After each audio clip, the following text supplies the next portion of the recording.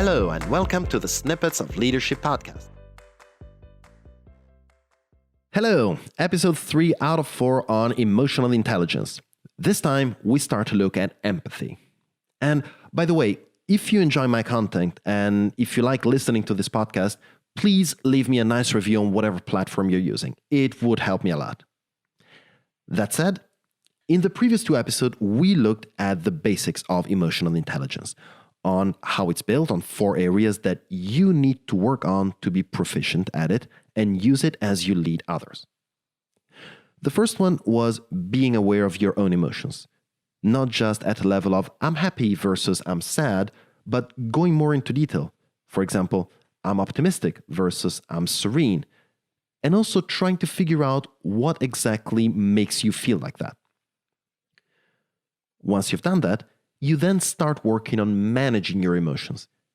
Simply put, negative emotions especially can be overwhelming, and they can paralyze your thinking and communicating. And that's why you need to be able to recognize exactly what you're feeling to do something about it. In general, if you want to bounce back out of it, the process is to first deny your instinct of taking a break while focusing on a short-term task. Basically, what I mean is don't check Facebook or don't do anything that you want to do because you're feeling bored or annoyed. Right after, find a way to get even more invested in what you need to do. If you need to discuss with clients or investors, for example, do all you can to focus and get yourself engaged in the process. It's hard because it's forced, but if you stick to those 2 steps, you will learn how to manage your emotions quickly and not be managed by them. And on top of that, it will get easier as you go. So here is where we are. We are fully aware of what we're feeling at any given time and proficient in controlling our emotional state. You've got your emotional self-leadership covered. So when you notice you're having a bad day, you know how to control it and make sure that it does not weigh on your team. That is good leadership already, if you ask me.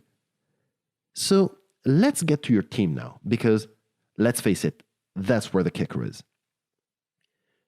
If something is wrong with someone in your team, that person may be brought down and paralyzed by what he or she is feeling, just like you.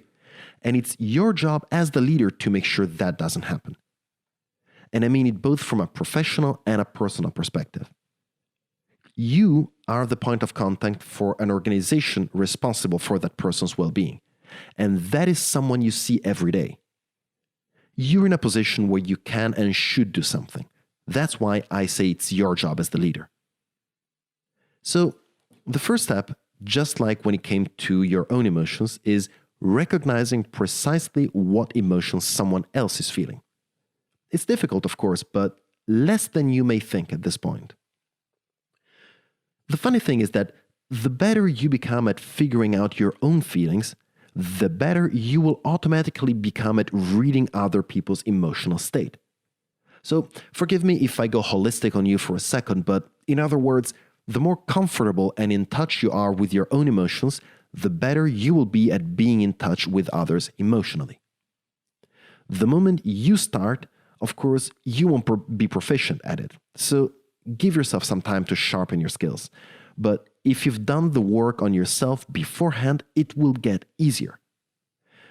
And to help you out, here are 4 elements you can look out for that will help you, at least in the beginning, to read others: shape, rhythm, intonation, and dissonance.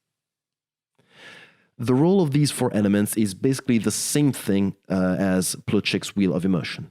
It's not a holy book. It's nothing written in stone, but it's just a reference that you can use to help yourself out in the beginning.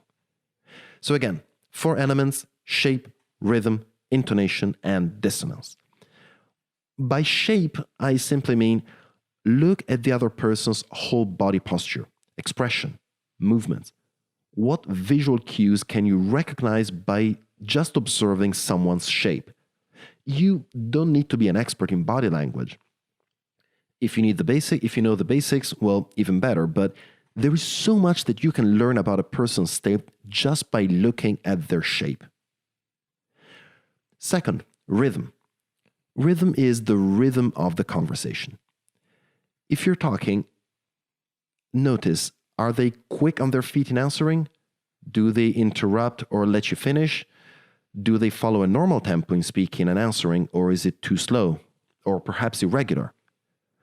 All of those are still cues you can use to read their emotional state quickly. Also, do they change as they speak? Do they change as they speak with you? That's something to take into account because that will be your influence on their rhythm. Number 3, connected to rhythm, intonation. What does the voice of who is in front of you tell you? Is it a normal tone? Is it blatantly angry? Are they trying to keep calm and forcing a steady tone but not managing? That's also something to make a note of. And last, dissonance. Are all these 3 elements coherent?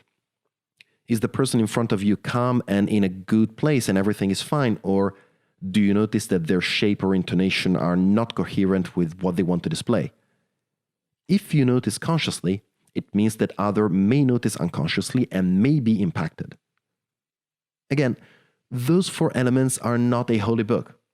They are guidelines, tools to help you out in the beginning, but your best bet to recognize another person's emotional state is to do the work on yourself first.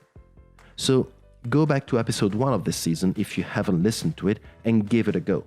The better you are at reading your own emotions, the better you will be at reading others, including your team, and the better of a leader you'll become on the way. Thank you for listening. My name is Edoardo Binda from EBZ Coaching. I'm a leadership and communication trainer and consultant. And if you have any questions about what you've heard in this episode, please reach out to me via LinkedIn, Facebook, or my website. I'll be answering the most interesting questions on the show. And if you know someone that will benefit from this type of content, please make sure you recommend this podcast to them. Thank you, and see you next time.